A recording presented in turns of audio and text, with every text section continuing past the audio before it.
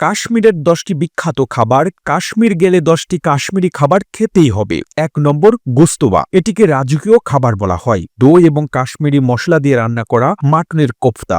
আজ ওয়াইন খাওয়ার পরে এটি না থাকলে ভোজ অসম্পূর্ণ মনে করা হয়। স্বাদ এমন যে একবার খেলেই আপনি অবাক হয়ে যাবেন। 2 নম্বর ইয়াখনি। দই এবং মৌরি দিয়ে তৈরি মাটন বা মুরগির হালকা গ্রেভি। স্বাদে খুবই ভিন্ন এবং পরিশীলিত। খুব বেশি মশলা ছাড়াই স্বাদ এতটাই সমৃদ্ধ যে খাবার শেষ হয়ে গেলেও মন তৃপ্ত হয় না। 3 নম্বর দম আলু। ছোট আলু গভীরভাবে ভাজা হয় এবং মশলাদার গ্রেভিতে রান্না করা হয়। এর স্বাদ একটু মশলাদার এবং এটি গরম নান বা ভাতের সাথে খাওয়া হয়। নিরামিষীদের জন্য কাশ্মীরের সবচেয়ে বিখ্যাত খাবার এটি। 4 নম্বর রোগান জুস। কাশ্মীরের পরিচয়স্বরূপ এটি লাল মরিচ ও মশলা দিয়ে রান্না করা একটি শক্তিশালী মাটন কারি। এর বিশেষত্ব হল এতে পেঁয়াজ ব্যবহার করা হয় না। সুগন্ধ এতটাই তীব্র যেটি মুখে জল এনে দেয়। এটি সাধারণত ভারী কাশ্মীরি ভোজে পরিবেশিত হয়। 5 নম্বর তাম্বাজ।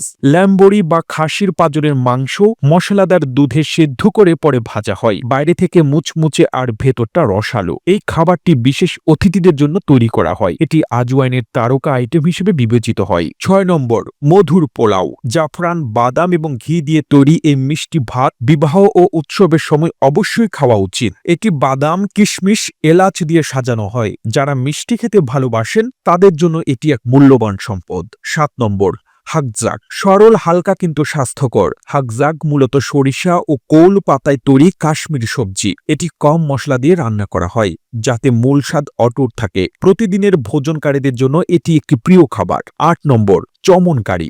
এটি কাশ্মীরি পনিরের রাজকীয় রেসিপি। হলুদ এবং দুধ দিয়ে তৈরি হলুদ গ্রেভিতে দেশীয় পনির রান্না করা হয়। এর স্বাদ খুবই ক্রিমি ও অনন্য।